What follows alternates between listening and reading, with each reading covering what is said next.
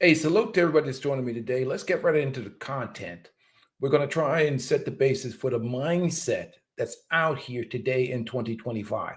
This is the view of a typical older modern woman and where a lot of these young women get their mindsets from. And here we go. Thing that I wish somebody had told me is that there will be different versions of me as I get older. Completely different versions of me.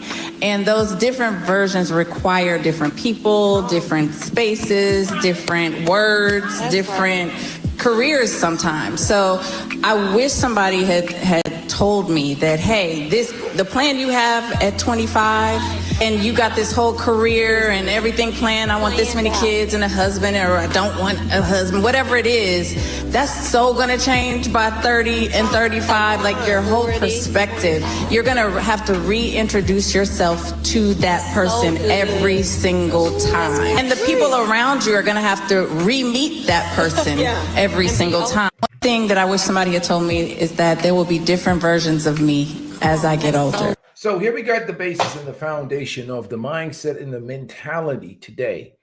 And we saw that before with people like Tia Mowry, who decided that she wanted to graduate from marriage, right? Remember when she graduated from marriage? She didn't say anything was wrong with her marriage. He said, just because the dating life is complicated doesn't mean I'm going to go back to something that no longer serves me. That's like saying if I do not book an audition or a part right away, I'm going to give up on my dreams as an actor. Please just stop. I ain't that weak. Please move on. Remember when Tia graduated from marriage? And we see that again. We talk about that. We see this saga, this drama now arising with Ayesha Curry. And I've made the argument to somebody that I think with her, and what a lot of people don't understand is that in this particular environment, this particular culture, who is advising these women and who's in their ears? And most of the time it's these old feminist women. These old feminist women that are in their ears, giving them bad information, telling them, go ahead. They wanted to jack up their lives the way how their lives are jacked up. They've mismanaged their youth. They're going to give them bad advice.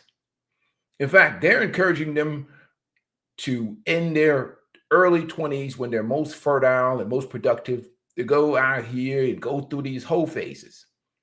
What's going on, man? Tahudi Ra, salute to you, man. He said, ladies have exposed themselves to be a true liability. Few men knew this prior to social media, except for the old men. These ladies are true chaos unless they have an environment that keeps them on track. And that is the point right there. You nailed it. There's no culture. Like, there's no older women saying to Ayesha Curry, what are you doing? You're embarrassing your husband. There's no shame. I mean, this dude's like an all-star. He's going to be in the Hall of Fame. He don't need this bullshit. He don't need people like me making streams about him and shit. But this treason towards the family, she doesn't care. She's not thinking about that. She's not thinking about her kids or anything else, because it's all about her feelings and all about we live in a gynocentric environment. And the older women, like I showed in that clip with Shaq's ex-wife and probably the women before her, this is the way they think. And you listen to even Shawnee in this clip. This is the way they think. Remove that from the stream. They don't care. And it's a deeper thing we're going to get into when we talk about how they sabotage each other. I mean, listen to her. Thing that I wish somebody had told me is that there will be different versions of me as I get older. Completely different versions of me. And those different versions require different people, different spaces, different words, different careers sometimes. So I wish somebody had told me that, hey, the plan you have at 25 and you got this whole career and everything planned. I want this many kids and a husband, or I don't want a husband, whatever it is, that's so gonna change by 30 and 35. Like your whole perspective, you're gonna have to reintroduce yourself to that person every single time. And the people around you are gonna have to re-meet that person every single time. One thing that I wish somebody had told me. So basically, they want men to sign up to a situation where somebody's going to engage in multiple personality disorder over the years, and they must adapt and adjust and whatever else. It's not like there's a village and a culture where the women have specific design rules and culture that supports family and relationships, where the women are with their mothers and their grandmothers, and they're out there in the fields, or they're doing whatever they do, what women do, or what women used to do at some point in the history of our civilization. No, they're out here on some weird ass shit. But Ayesha Curry is the latest to hit the news, but it's just part of the situation. And I think with her, it's probably a situation where she's around a whole bunch of modern women, and they're telling her that she missed something. You've been with Steph all these years, having these kids and these babies, and she's probably thinking in her mind, this is only speculation on my part, that she didn't get a chance to experience the whole phase. Just like Tia Mowry, not experiencing the whole phase, they thought they missed, because they're advised by feminists. They think that they're missing something, or she's given up her right to be ran through. She's looking at Steph every day. As great as Steph is, and most women on the sidelines are like looking at her like, you crazy girl. What's wrong with the, again, she started off with Steph. She didn't get ran through. And the hoes around her are telling her bullshit. He said she's a grateful bird who needs to get me let go. And he can get some. Yeah, he can. He can. Corey Hardrick, we're dealing with women that answer to a sisterhood of dysfunctional women that are destroying the women around them to eliminate competition. And the depths for which it goes, a lot of women don't even understand how much other women hate them. Women don't understand how much other women hate them, especially the women that, are not as competitive as them, or don't look as good as them, or want opportunities that they're not getting. And I'll give you an example. We talk about sabotage, right? We see it a lot of times in the Black community. I mean, what's a good example of some sabotage we see all the time? It happens all the time. You seen that Alabama State thing? Not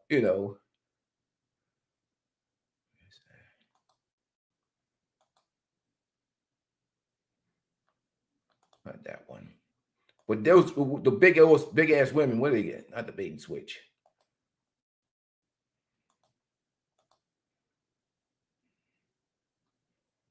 Like, I'll give you an example, right? Of what I'm talking about with sabotage. This is another example of sabotage that we see in the community. Like,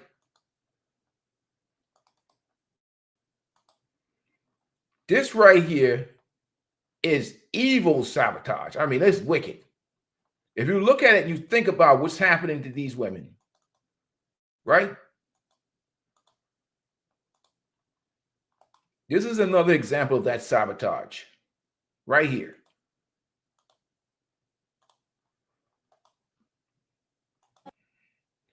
Look at these women getting on that scale. Look at that one.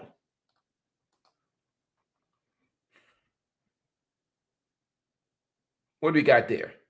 347, right? 347.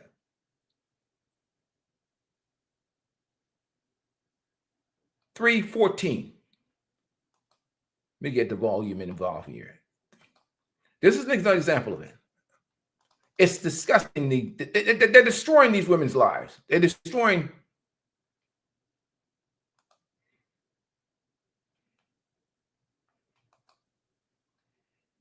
Fucking bed. And the biggest issue about this entire thing isn't just us. It's the fact that we think it's cute. No one wants to discuss the fact that over 60% of black women in America are obese. 86% of black women in America are overweight. Instead of correcting this issue, we've completely normalized it. To the point so many black women are too fucking big. And the biggest issue about this entire thing isn't just us. It's the fact that we think it's cute. No one wants to discuss the fact that over 60% of black women in America are obese. 86% of black women in America are overweight. Instead of correcting this issue, we've completely I turn the volume down. Look at this. So you got all these women out here. We talk about sabotage. You see? Right. Sisterhood approved. See, they'll call me. They'll say, you old, evil, bald-headed misogynist. You hate women. But I look at this and I would say absolute evil and debauchery, what you're doing to your younger women. You're destroying these women's lives on some body positivity, liberal-minded, gynocentric garbage. You're destroying their lives, destroying their health, and destroying their future. But I'm the bad guy. You see? I'm the bad guy. But this right here, they don't, that's the problem. Look at that. It's terrible. It's awful what they're doing to themselves. They're deleting themselves. You see?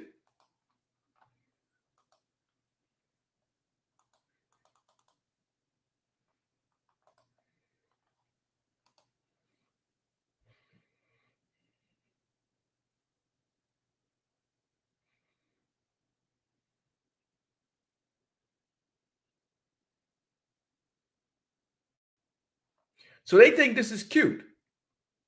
They think this is cute, right? Look at them celebrating. Yep. Yeah, celebrating. What functional environment do we celebrate this bullshit? But again, they're supported by the sisterhood. The sisterhood support this. It eliminates the competition. That's what you do. It's mediocrity, sabotage, that'd be like, you see, it's sabotage. That'd be like me. Imagine if we as men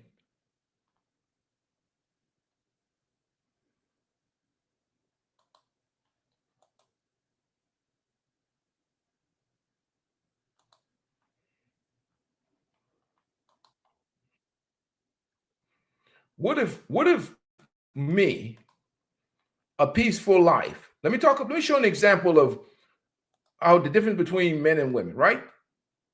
Now, let me show you this Instagram clip right here. All right. Now, I want you to watch this right quick. Look at all that food right there. Like, you see? We as men are not going to support this ridiculous, goofy, this woman should be put in jail. This is what sabotage really looks like. What the older women are doing to the younger women is be the same as what this woman is doing to this young man right here and pretending that it's love. Let me give you an example of the bullshit that be. Look at this. Watch this clip right here. This is probably the worst son-husband sabotage video I've ever seen in my life. It's probably one of the worst. Let's get a glimpse of this nonsense here. There we go.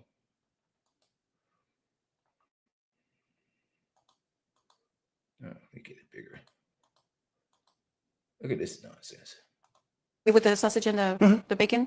How many waffles are you going to want? Four? Okay. Okay, go ahead and get a syrup. Get your fork. How about some donut? Some bear claw? No. How about apple fritter? No. No?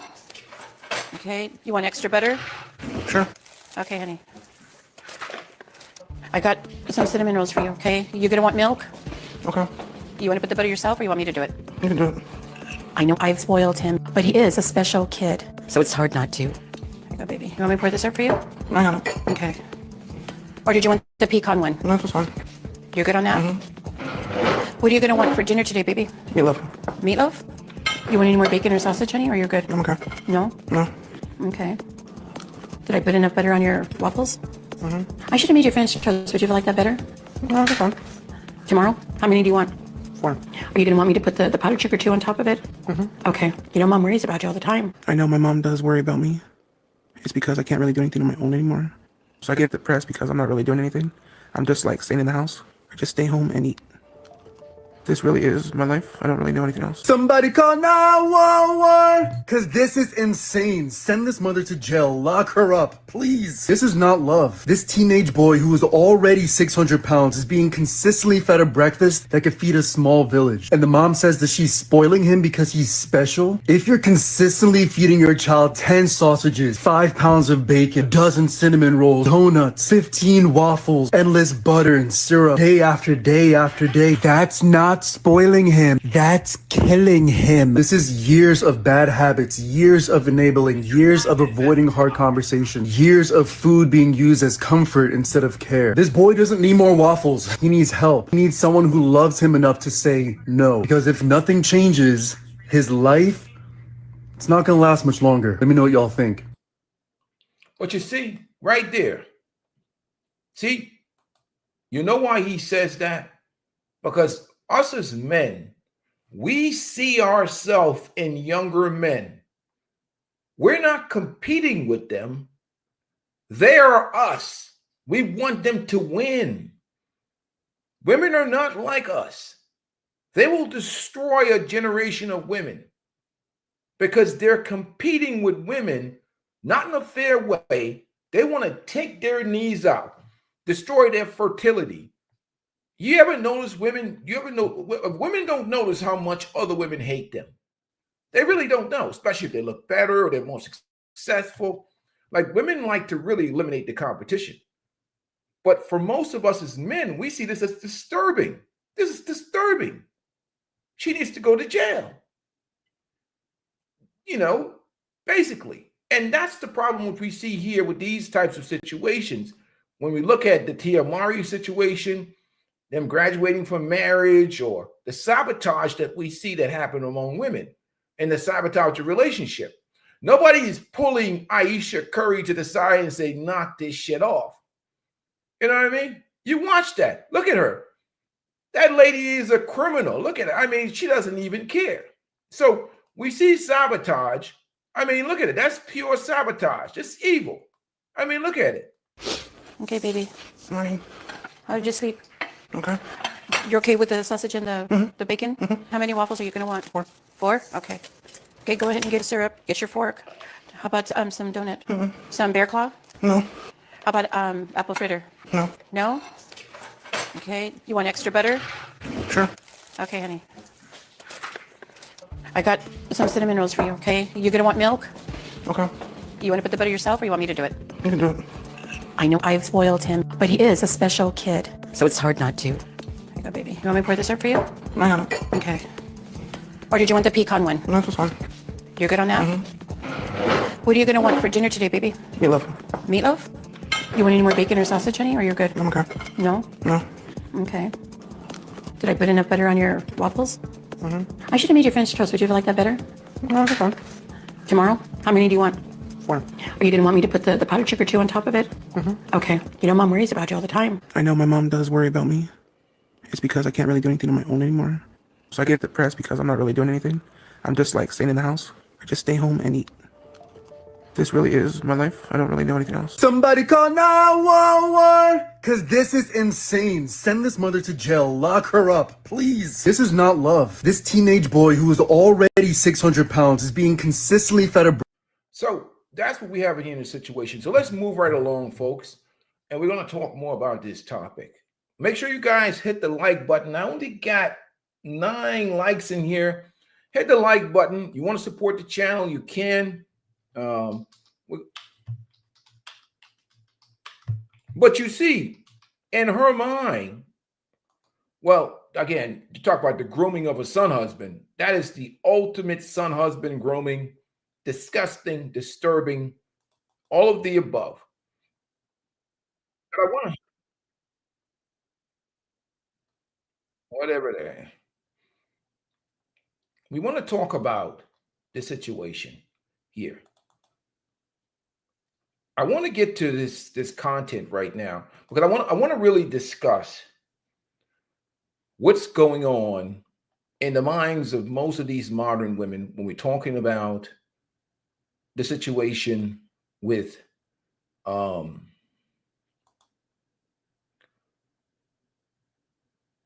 Ayesha Curry.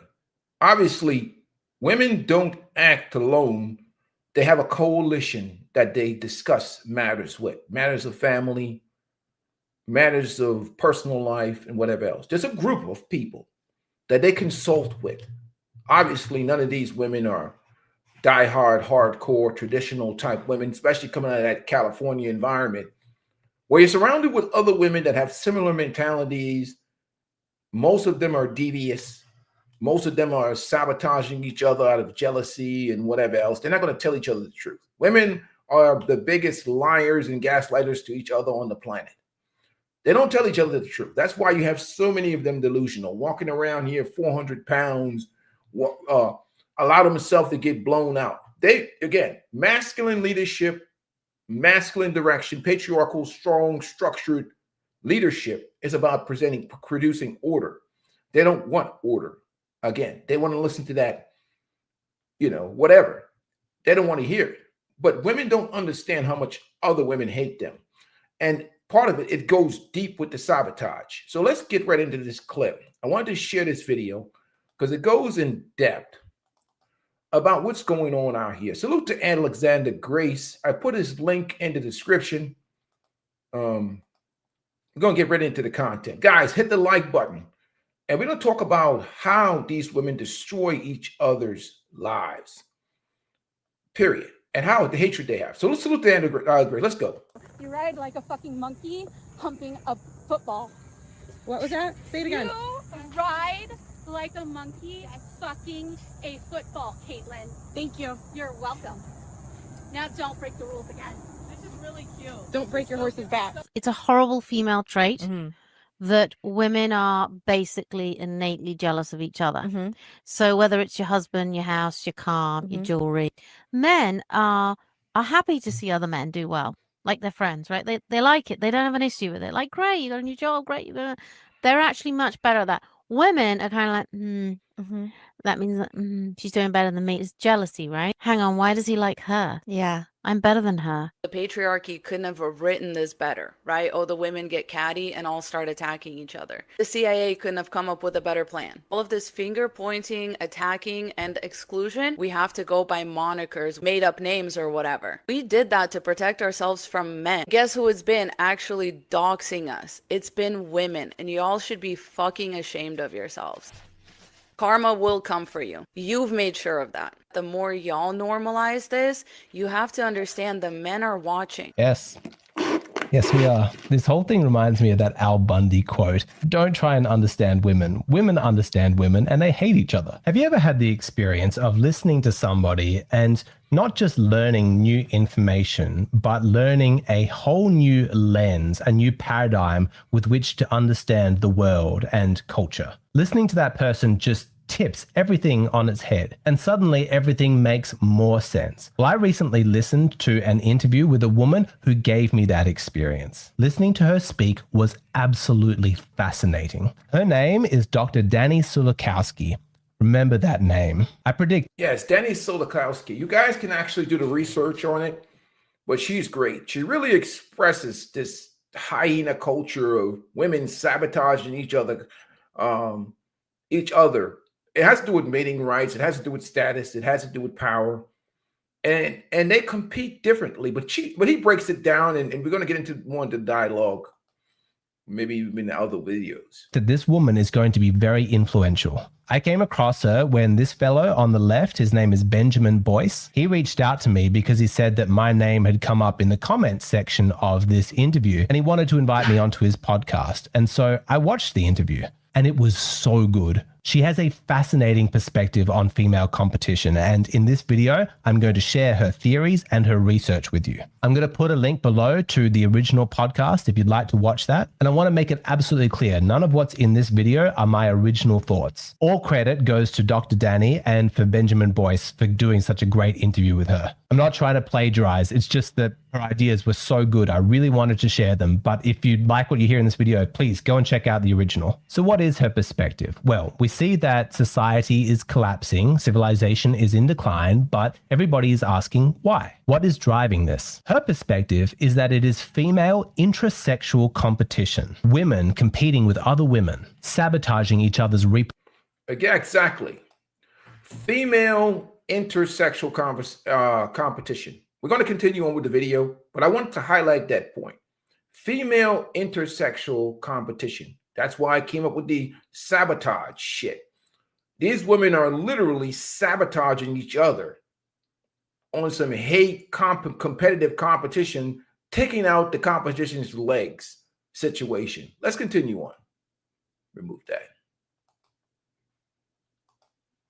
Productive prospects. That's her explanation. That's why everything is collapsing. Now, maybe at first it sounds far-fetched, but let me walk you through it. Really pay attention here. Try and understand this, because if you fully connect the dots, the implications of this are massive. So how is it true that our society is dying because women are sabotaging each other? To start with, understand that reproductive competition looks very different for men than it does for women. For men, it's all about outperforming other men, focusing on yourself and doing your best. But for women, competition looks more like sabotage, making sure other women don't do well. If it was a running race and the finish line was reproductive success, men would be looking straight ahead. They would just be going as fast as they can, trying to outrun their competition. But for women, they'd be looking at their fellow competitors and thinking of ways that they could sabotage her. Why? Why is there a difference here based on gender? Okay, let's get scientific. Think about the fact that men produce millions of sperm, and they can basically have infinite children. If the world's population was only 5% men, still, we'd be fine. Biologically speaking, men aren't really limited in their capacity to reproduce. Their struggle is gaining access to women who are willing to mate with them. It is access, not biology, that is the bottleneck to men's reproductive success. So given that, you see that sabotage doesn't really make sense as a strategy. Removing a rival doesn't guarantee that you're going to get chosen. If women are only going to mate with the top percentage of men, then your best course of action is to raise yourself up to be in that top percentage. Any time that you spend dragging others down is wasted time, not leveling yourself up. For women, there is no shortage of willing men. Biology is the bottleneck. They can only have so many children. Most women will reproduce. That's not in doubt. The question is, what quality of father is she going to be able to attract, and how well are her children going to be provided for? You see, for women, it is quality over quantity. And the better that her children do compared to other children, the more her genetic line advances. The less appealing her fellow women seem, the more likely she is to get chosen by that top percentage man. You can see that men and women face very different challenges when it comes to reproductive success. And this, of course, alters our behavior. Men try and outperform other men, and women focus on sabotaging other women. Right. So that's why we don't have any resentment towards younger men. We see ourselves as younger men and try to help those younger men. It's just a total different dynamics of gender. Well, let's continue on. Danny says this is why Western civilization is collapsing. Because women control the dating market, what you're seeing is the female instinct to sabotage all their female competitors playing out on a large scale. The result is the slow poisoning of society. And this is quite different from when men are in control of the dating market. Because when men are in charge, the focus is on outcompeting each other. When that's the focus of a civilization, then you're going to find that society is expanding. They are building, creating, innovating, exploring. When men are struggling to outcompete other men, everything gets better, everything improves. But when women are in control, civilization spirals downwards as women rush to sabotage each other. Now, it used to be that being a wealthy woman gave you an inbuilt advantage. Your children were more likely to survive because you had better access to high quality education, nutrition, and healthcare. But in the modern world, there have been so many technological advancements that that advantage is not as large as it once was. the infant mortality rate is really low. And so the female mind began to think of new ways that it can gain a competitive advantage. The rich lady in the gated community and her kids have trust funds from her wealthy husband. She knows that her kids are going to be fine, but she also knows that she can extend that advantage if she undermines the reproductive success of other women. We're talking about luxury beliefs, ideas that confer a social status upon the upper class women who espouse these ideas, but they extract a devastating cost on the lower class women who also adopt them. The rich lady, she can afford to indulge in nonsense. She's very cushioned. But for the lower class lady, these ideas can be devastating. And the motivation behind adopting these beliefs is not sincere. The purpose, it is how women are competing with each other. They are sabotaging each other's reproductive success. Listening to Dr. Danny, I identified 3 goals that their sabotage is intended to achieve. Number 1, make other women unattractive to men. Number 2, make other women not want children. And number 3, make society hostile to children. It's in that third one that explains so much, but it's also where it gets pretty dark. But before we get to that, I want to share that recently I've been doing a lot of hiking. Check out these pictures and check out this owl that I found. Hiking has been great for my fitness. I've now lost 15 kilograms from when So I agree with most of this, but I also agree with the economic model for feminism, which is that dual taxation in terms of getting both people working, producing revenue for the government and for corporations, because women do 80% of the shopping.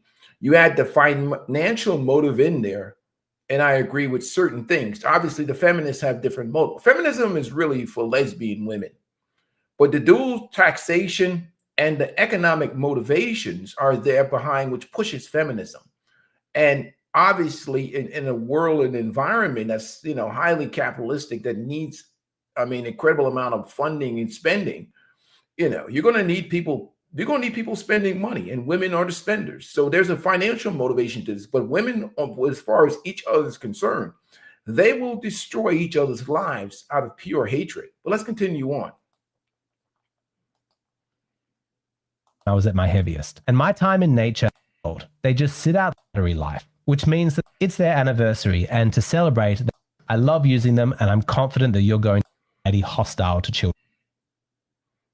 To men, make other women not want kids, and make society hostile to children. Let's start with this one, make other women unattractive to men. It's not a mystery what men find attractive in women. From an evolutionary perspective, it is fertility cues and paternity certainty. In other words, he wants a woman who's going to give birth to healthy children, and he wants to be confident that they are his. There is actually an ideal weight for women to be, like a certain BMI that is optimal for them to get pregnant. Being too thin or being overweight, that can affect a woman's ability to conceive. But what's really interesting is that the beauty standards pushed by society very rarely conform to this ideal weight. Whether it's the anorexia that was pushed in the 1990s or the really obese body positivity, fat pride movement of today, whichever side of the spectrum, there's this consistent effort being pushed to convince women that what is ugly is beautiful, and that what is obviously beautiful is actually toxic. You saw that with the Sydney Sweeney scandal, where they're like, it's like white supremacy or whatever. Women might play dumb, but they know what's attractive and what's not. In the podcast, they discussed these street interviews that went viral on TikTok,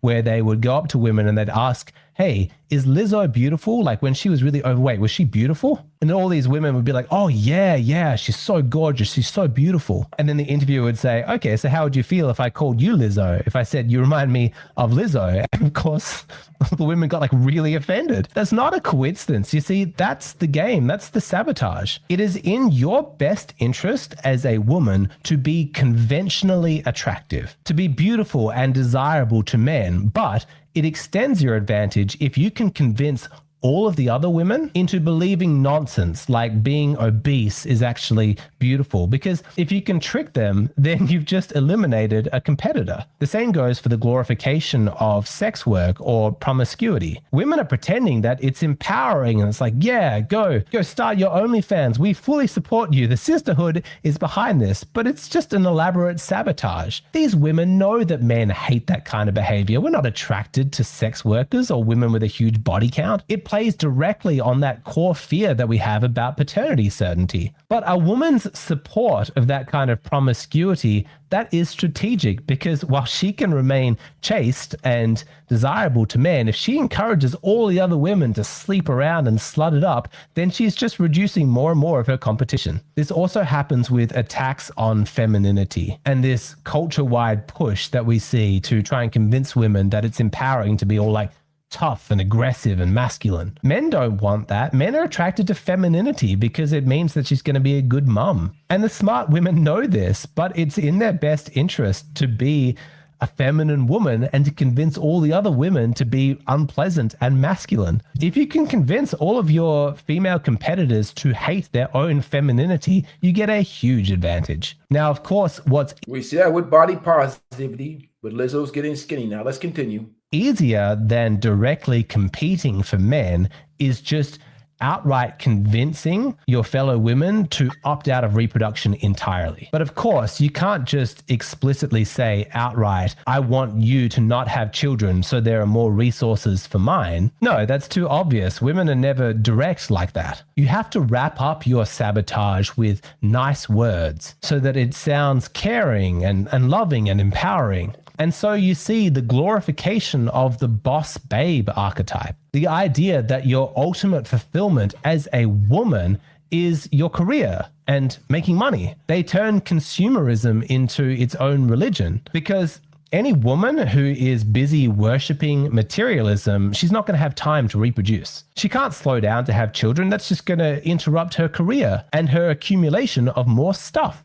In the podcast, they make the point that the message that is given to young women who accidentally fall pregnant is that they have to get an abortion because otherwise their life is over. It could jeopardize your career. And of course, a career is more important than a child. It's another luxury belief.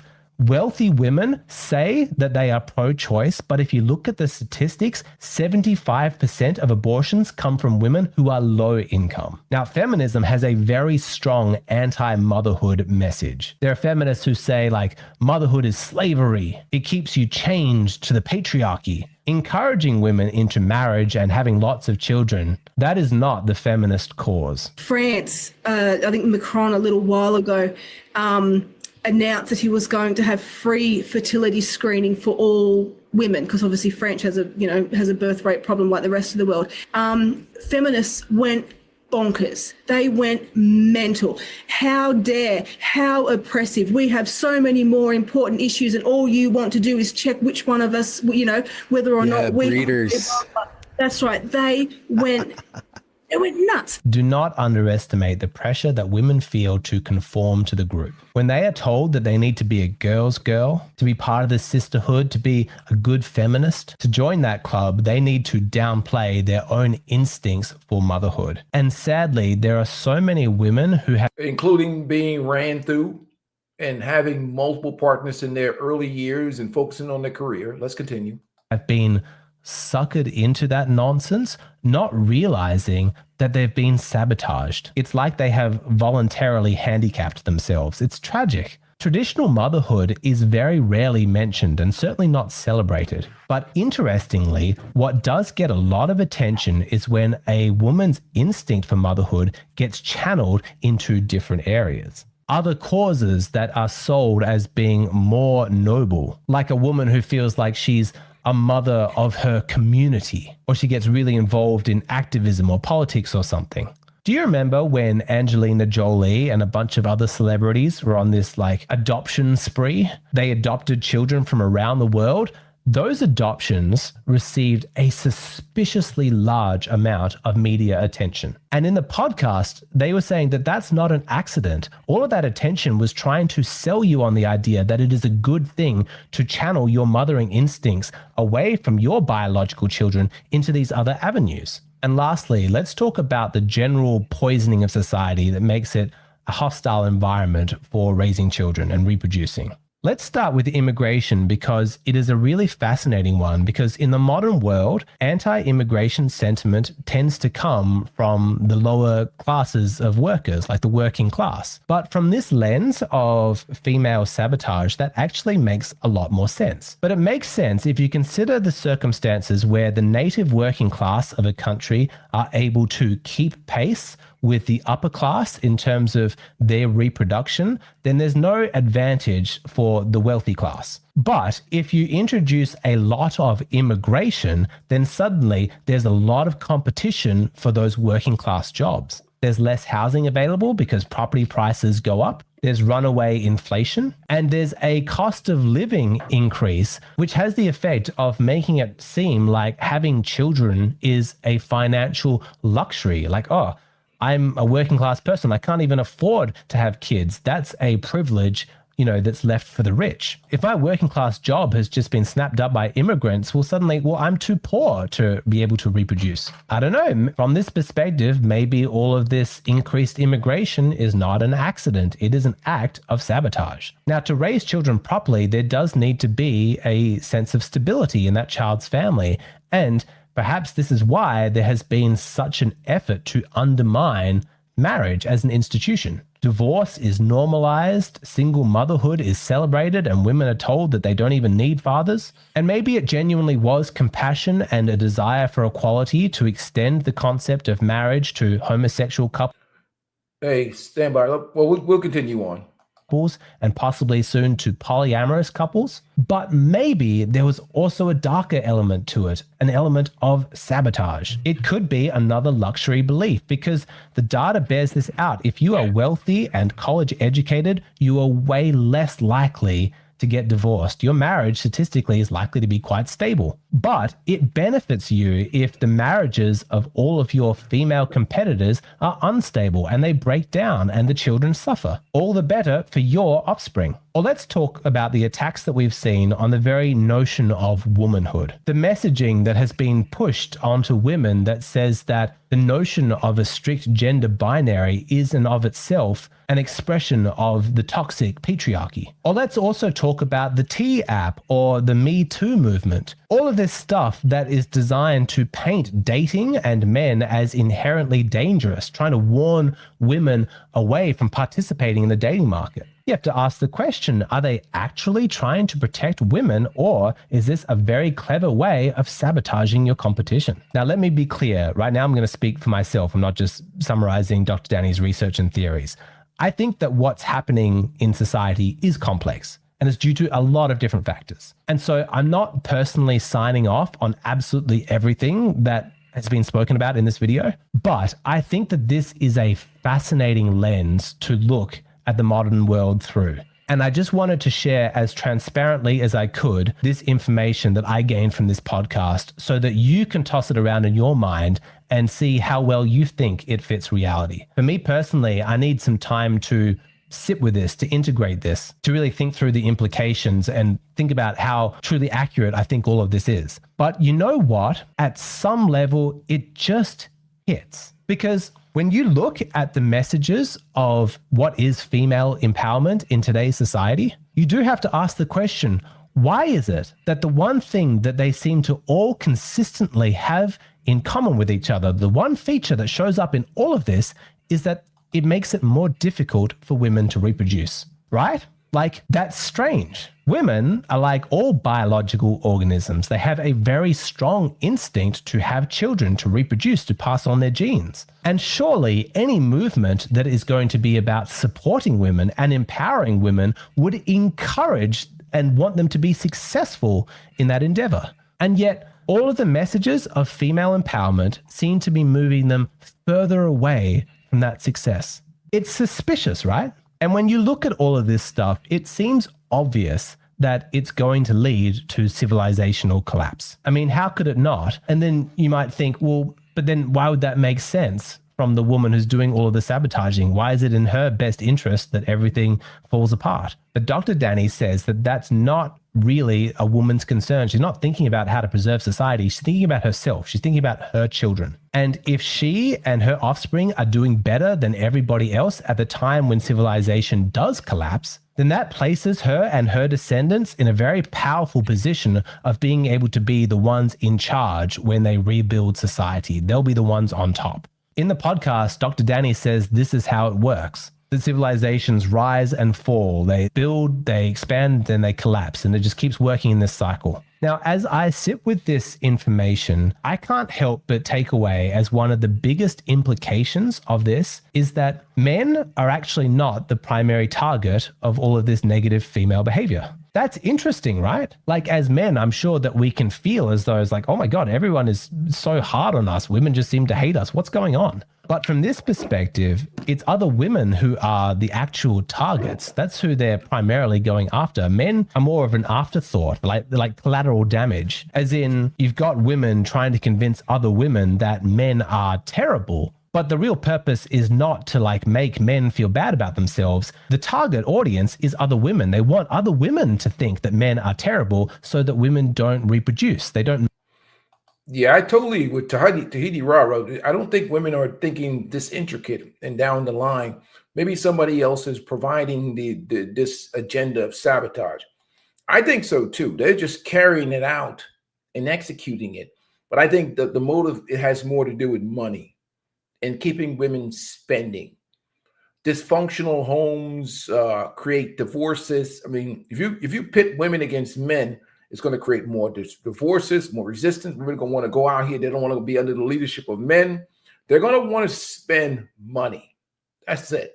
Hey, salute to you, my brother. Red Falls Black. Good morning to the host. Good morning to you too as well, man. Hey, if you guys want to support the channel, please do. Appreciate your super chat. It is part of the programming. I totally agree that I think it has to do with a certain percentage of the ruling class that wants to keep women out here spending money, supporting businesses. Divorce pays. The family divorce, breaking up families pays money. Lawyers make money. The court system makes money. The government makes money. Taxes, revenue. Women that are not under the leadership of men spend a lot of money. So money is the ultimate motivator, but dysfunction is the tool that keeps the disorder going, that allows, people to profit off of this. But I wanted to play this last clip by my brother, Corey Holcomb. Let me get this out of here. And he really highlights some of the debauchery that's going on, especially in the dating and relationship market. And a lot of guys have got to get to that point, man. I hate to say it, but we're at a point right now where we're going to have to look at these relationships as almost temporary, man. Exactly. Yeah, it's engineering. All this is engineering to keep us divided. Poor against middle class, men versus women, etc. It is definitely engineering. And the motivation is money. The motivation is money and spending. Salute to Corey Holcomb. Let me play this clip. A woman so accessible to so many men. Let me make sure you hear that. If you got a woman, how is your woman so accessible to so many men? Let me explain. Nowadays, we got this thing called social media. Okay? Now let's just keep it real.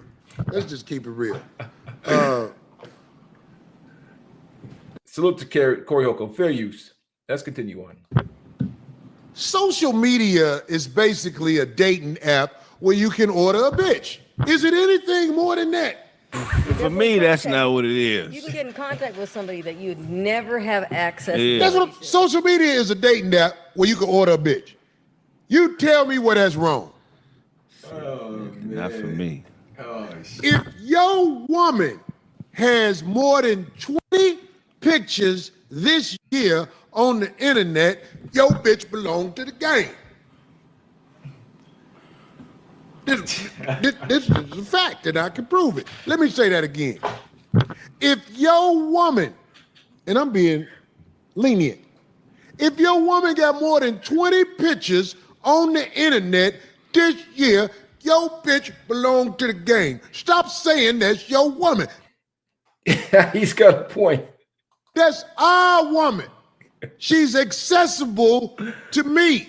If I was able to DM your woman and ask her for the womb, you should not be in my DM talking about why you talking to my woman. You should be asking your woman, why is he accessible? Why are you accessible to this man?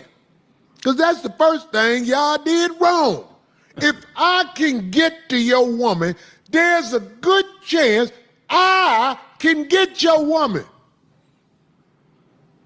There's a lot of women who don't want nothing to do with me. As soon as I say something to them, they be like, not you. I understand that. And I just chalk it up to the game, Craig. That's one who, okay, I couldn't get that one. But a lot of them I can get to, I get them. Because of the 7 deadly sins that they're willing to bypass and live their life how they want to live their life. If they didn't, if the deadly sins was of any importance to them, I would not be able to get to them. But they don't care about them sins. I'm able to get to her. She's accessible. You need to understand that. Stop being mad at men like me because we got your girl. Or who he thought. I love to hear what D got to say about this. Or he thought who that was his girl, because if she replied or opened any of those messages, that was an instant, that's not your girl. That's it. She's not supposed to be opening up messages. I never thought you would have had something to say that makes sense, but good one, D. Whatever. Give D some credit for having something to say. Somebody say they just want them pockets, bro. That's okay. Whatever reason they get up with me. Your girl is accessible to me for whatever reason you want to say, but I'm tired of you claiming her as your girl only. This is dangerous for you to claim a woman that's very accessible as your girl, because that's our girl.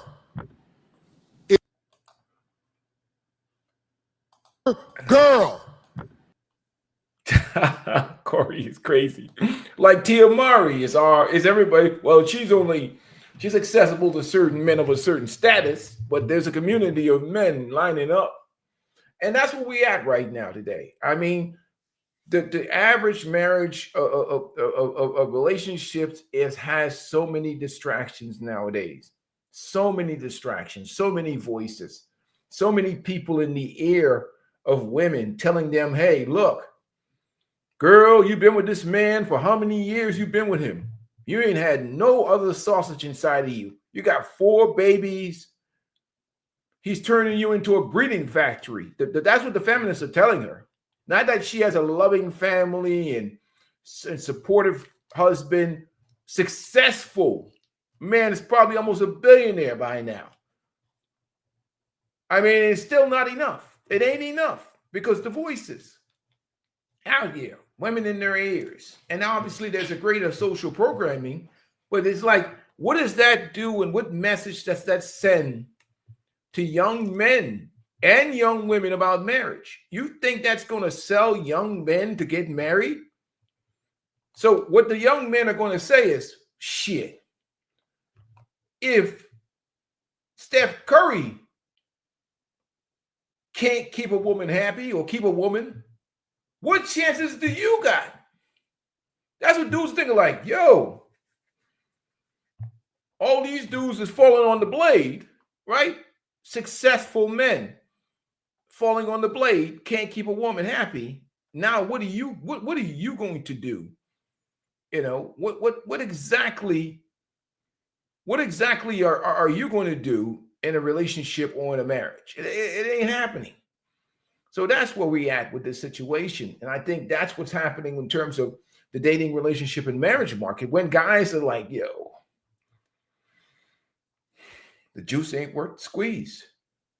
You know, making women look bad out here in these streets. And it's terrible. Like, you got to be one hell of a, you got to be in it. You got to be in it. You got to go on. I mean, if somebody to get into it right now in the current environment, and that's what people like Scott Galloway don't understand. Like, they be trying to shame men. Like, I looked at this clip, right, with Scott Galloway, and where was that? Where was he at? Let me see if I can find it. It was a clip that came out. Oh man, I got to get rid of that thing on my channel every time it pops up.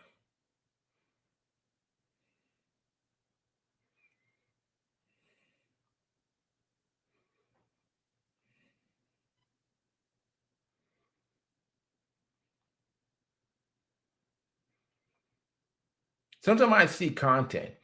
Scott Galloway just he just gets me going because that what they always the conversation always comes back to young men are not measuring up to something, right? They're failing to do this or they're failing to do that or they're just not measuring up.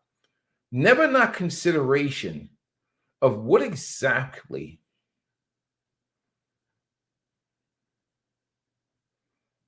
are these young men getting?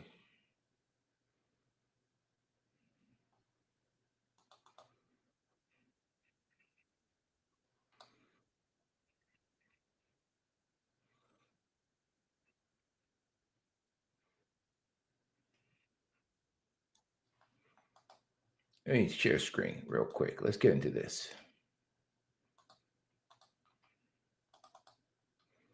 It's like Scott Galloway sends me, he gets into this conversation. 70% of divorce filings are filed by women. We have a tendency to stereotype women as being these doughy victims that have no agency, and men as like dopey predators, right? It's Marge Simpson, incredibly high character, never makes a mistake, and it's Homer Simpson, who is an idiot, but deep down an okay guy. And the whole all life is Homer coming over his idiocy, while Marge is just this incredibly high character person. And I can statistically prove that there's a lot of good women and there's a lot of good men. And let me see. Greatness Clips by Lewis Holtz, okay? All right. So here's the deception of Scott Galloway. He starts out fair and balanced, right? And that's where he straddles the line. He straddles the line, okay? Here's how he starts out, putting out factual information.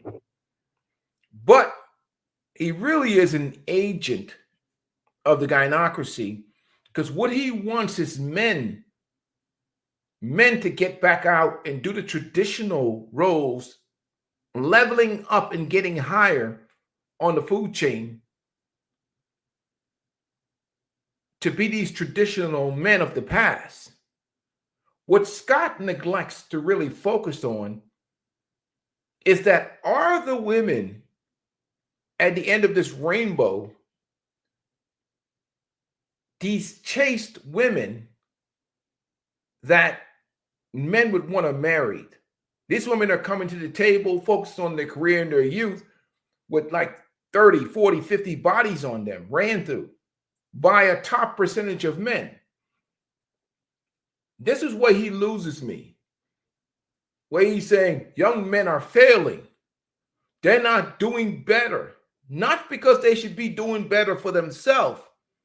They're not doing better to serve women. That's why, like Scott, kick rocks. If you want the young men to do better for themselves, great. When you add better in there, because he talks about women doing better and being more educated, but they're also more ran through. So what exactly is this young man getting? A more educated, ran through woman? How is that winning? She's going to divorce his ass anyhow. So that's the problem that I have with Scott Galloway. He doesn't consider that women may have increased in earning potential and career, but they have increased in the things that men value: purity, virtues, loyalty, respect, which makes them less valuable now, not more valuable. And that's the problem with Scott. I have with Scott.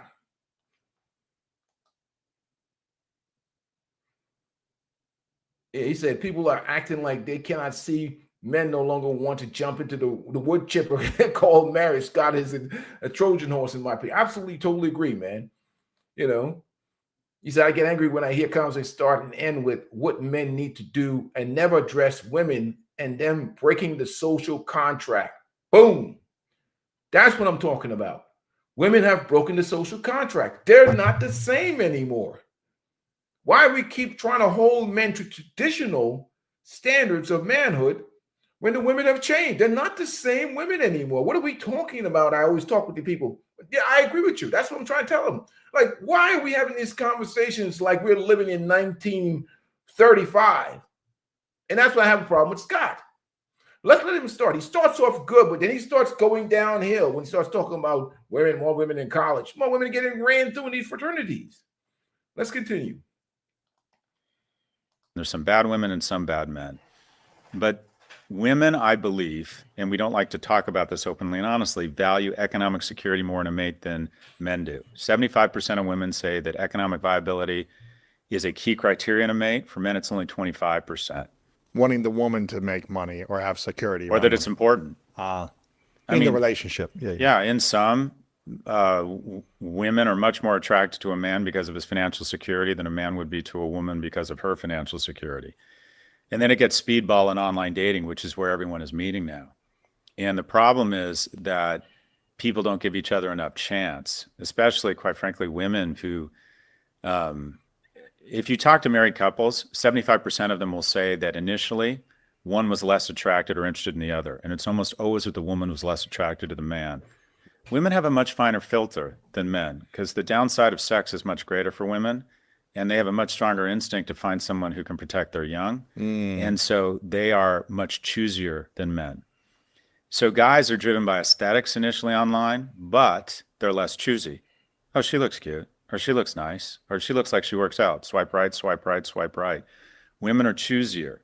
In addition, we have this unfortunate trend in society where young men are falling further faster than in any time in history, and women, generally speaking, mate socioeconomically horizontally and up. I'm sorry, women mate horizontally and up. You see, and I totally agree with you, Angry Casper. He has an ancient mentality about women today. You see how outdated his mind is? Women have all these birth controls. They have abortion clinics. They have a support of the sisterhood. You know, they have all these support mechanisms that is encouraging them to go out here and enjoy sexual liberation. They don't view sex the same way they used to. And that's the problem that I have with Scott. He's still thinking that the old ways. But let's continue on. Socioeconomically, men horizontally and down. And the pool of men horizontal and up is shrinking. Meanwhile, and this is wonderful, no group of people has ascended faster globally than women. There are more women seeking tertiary education now than men globally. And when you look at some nations, don't like women going to college, that's a remarkable stat. The number of women elected to parliament globally, you know, the elected body, has doubled in the last 30 years. There are more women, single women in the US now that own homes than single men. There's going to be potentially nearly 2 to 1 female to male college grads in the next 5 years. Wow. And by the way, we don't want to do anything that gets in the way of that. That's amazing. But what we also have to acknowledge is that if we don't figure out a way to produce more economically and emotionally viable young men, we're going to have a lack of household formation. Because regardless of the Hallmark Channel movie you see, boom. You see what he said? If we don't produce more economically and emotionally viable men, in reality, if you look at statistics, most of the women are on medication and are suffering from the side effects of getting ran through and pounded out. So men have to become better for worse, is what he's saying. But what he doesn't understand is this. Women's hypergamy, in terms of who they want to marry, is economic insecurity based. But their hypergamy in terms of who they want to have sex with is totally different. They'll have sex with a broke band member, and in the community, they'll have sex with Thuggo. They'll have sex with whatever arouses them in 2025. And it's not like there was a time period in our history where who you mated with and who you associated with was class determined, who you married was class determined, and who you had sex with was class determined. Nowadays, women can have sex with anybody. Social media, hookups, going to concerts, mingling around.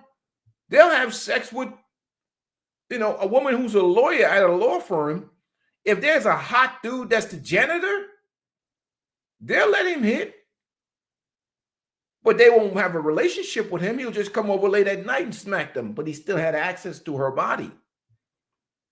So women don't protect their body as much. They protect, okay, they won't get married to the guy, but they certainly will have sex with certain dudes. So this is where Scott loses me. Economic hypergamy, but sexual liberation,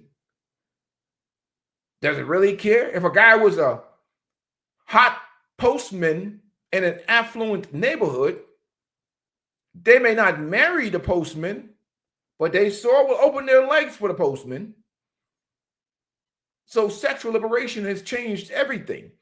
And by the time these girls go to college and they get into these fraternities, which promotes sexual drinking, alcohol, and sexual promiscuity, they've already racked up bodies from college. They've slept with a multitude of men. So what is this chaste women that these men are supposed to be becoming better for? How are they becoming better? And that's the problem that I have with Scott Galloway. You asking men to be better for worse, as opposed to just being better for themselves.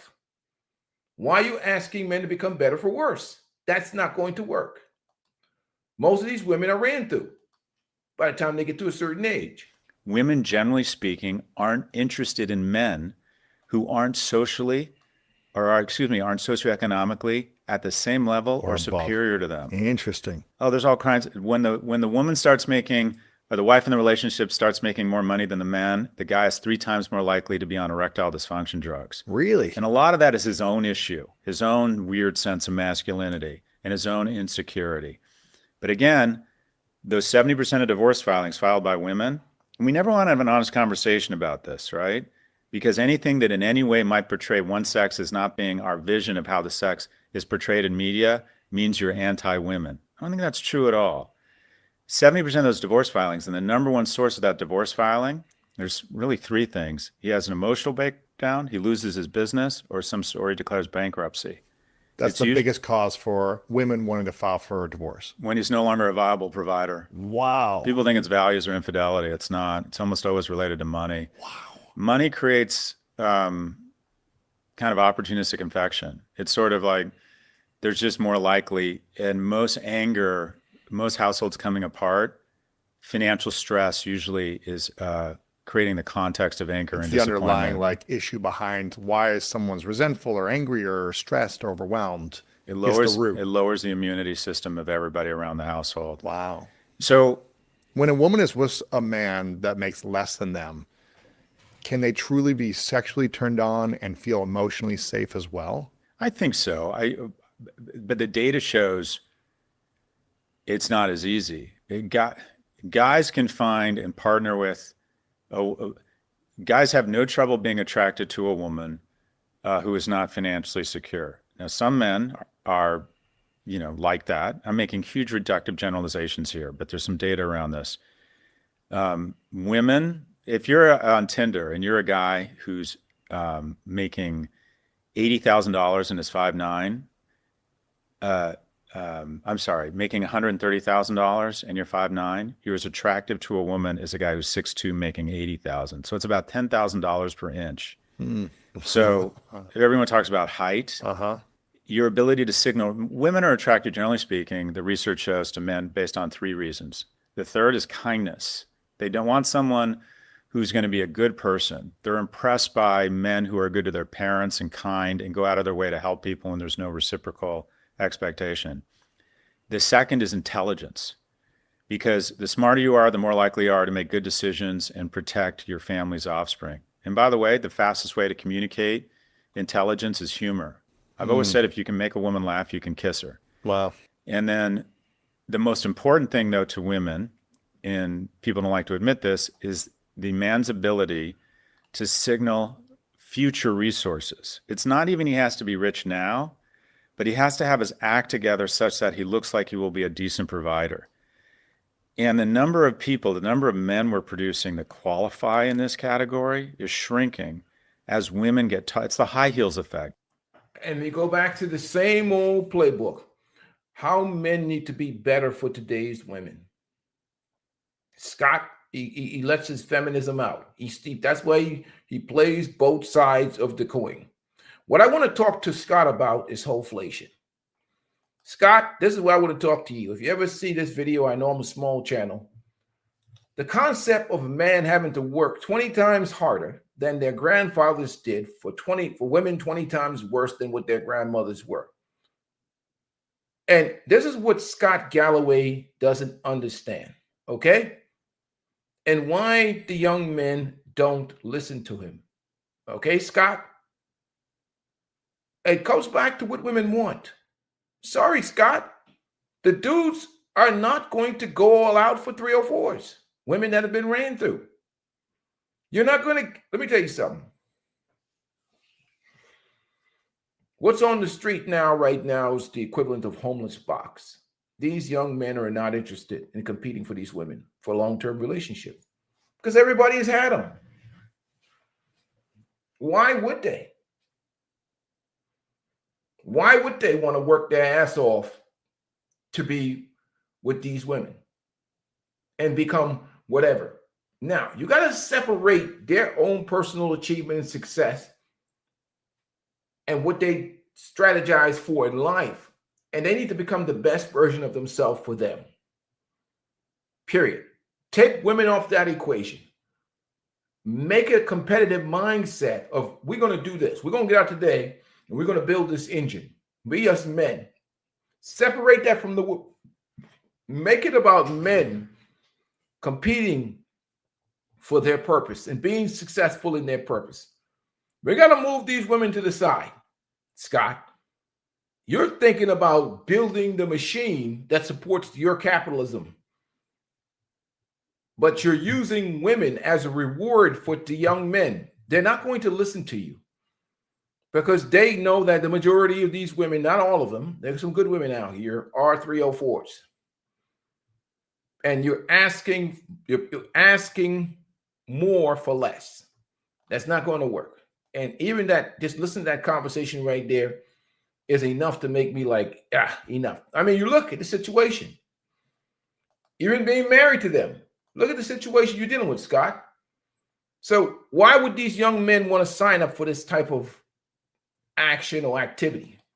It's just not happening. So that's what he neglects to understand. Just as 50% of women say they won't date a man shorter than them, I bet it's 80%. Who cares? They're just not as drawn to men who are smaller than them because it's very instinctual. I need someone who will protect my young. Metaphorically. Enough of this shit. Ain't nobody trying to do that. Nobody's doing that for 304s. I'm sorry.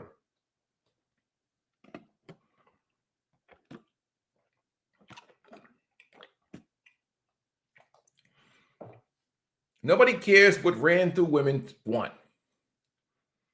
And out now, as you have the monetized dating and relationship market, a lot of the young ladies are selling box.